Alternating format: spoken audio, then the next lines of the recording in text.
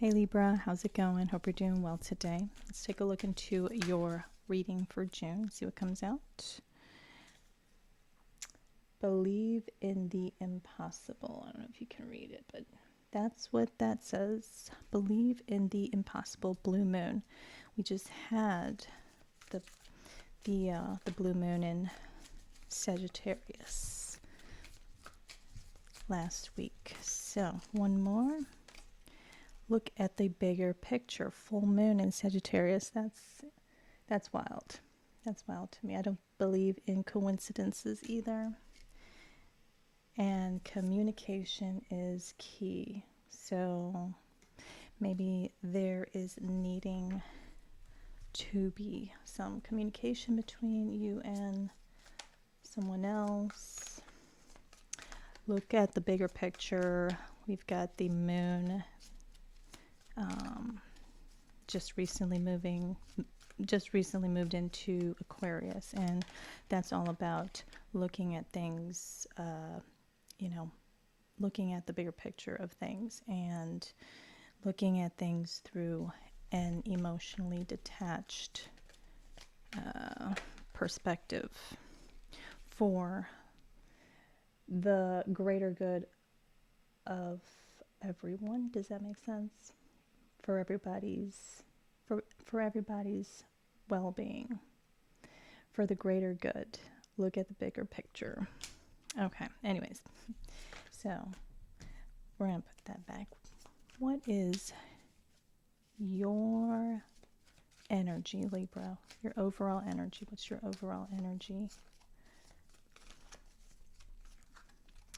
You may really be trying to look at the bigger picture at this point in time. See if you are possibly missing something. Four of Pentacles is your overall energy. You are holding back a lot that you want to share. I see that. I feel as though this is not something you would like to do. With the communication is key card, I feel like you may have a lot to communicate with someone else, but the Chariot, ooh, the Chariot, the Seven of Wands, and the Three of Swords. Ooh, looks like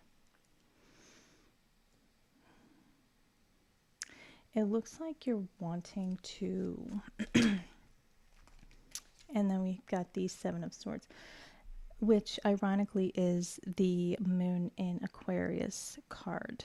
So, and I was kind of reflecting on this card earlier because of that.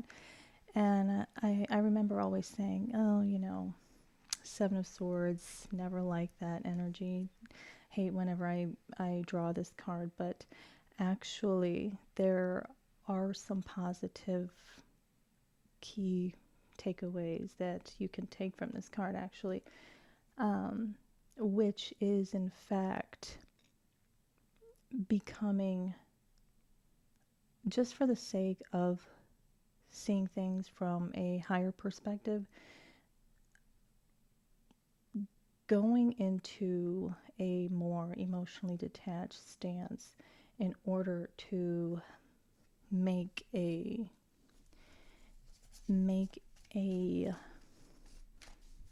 logical decision, or to be able to understand things from a higher perspective, from another one's perspective. The Seven of Swords also talks about being strategic, being, aside from being negatively manipulative and, conniving and deceitful, being strategic when navigating through something that is hard not to get pulled into emotionally is essential. So, Seven of Swords energy is not all bad. I feel like, and we have an interesting biquintile aspect that is going to be occurring late Friday morning.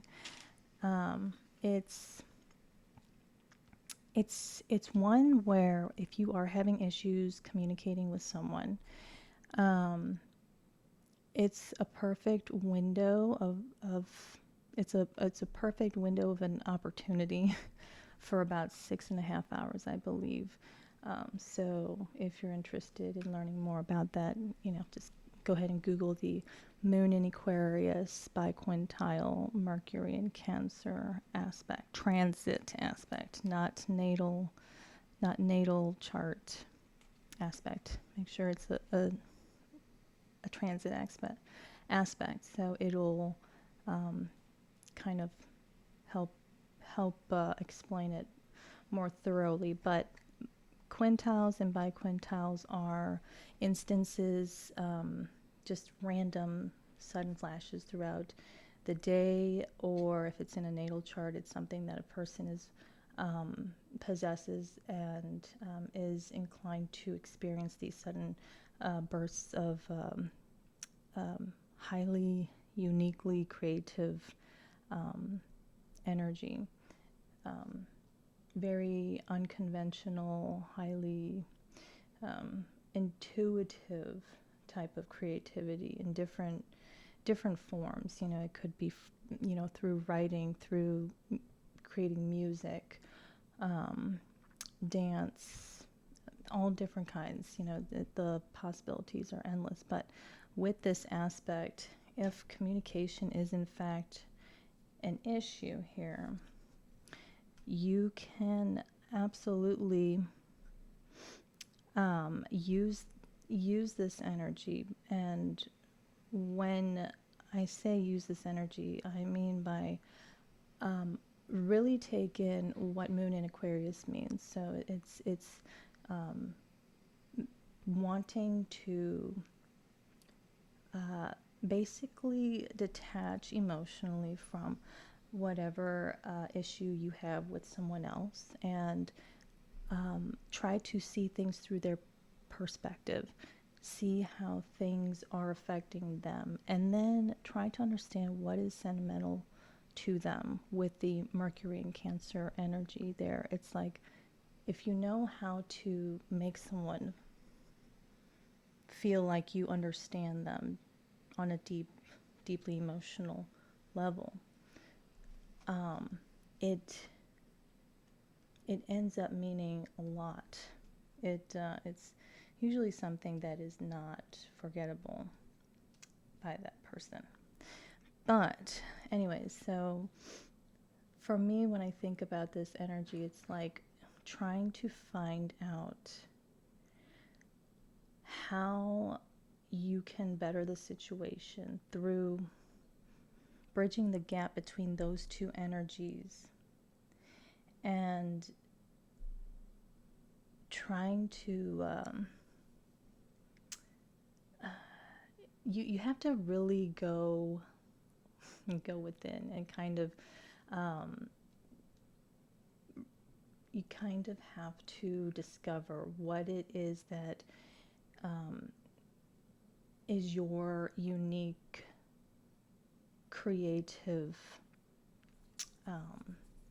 talent or skill or gift. Like I said, this is a very intuitive type of gift. And we all are capable of possessing these. You can find out if you have one of these in your birth chart. But anyways, using some sort of creative expression to show your person that you want to reassure them on an emotional level, that you want them to feel secure, safe emotionally with you. Giving them that space without anticipating any type of, expectation to be met whenever there's something going on that creates a very sensitive atmosphere between you two. So I tried. I will go more in depth about these. I've been learning a little bit more about minor aspects, and I really do love them because they are more so internal type of experiences that we have from within. So anyways, we've got the Nine of Pentacles and the Ten of Pentacles here. I feel like if you were to apply with whatever I have just explained, there may be a sense of Nine of Pentacles, Ten of Pentacles type of security between you and this person. I know they are pentacles. I know that they represent, you know, usually materialistic and financial stability, but I'm kind of more so looking at this as like feeling stability, like inner stability. Like this is like a strengthening between you two. It's like the bond between you two is strengthening. From the 9 to the 10, you two may be feeling very separate from one another at this point, but through genuinely spending time in one another's presence, however that may be, however that works for both of you, I think it could definitely, with the Temperance card here, turn things around for both of you. So let's get some mess. Yeah. Ocean.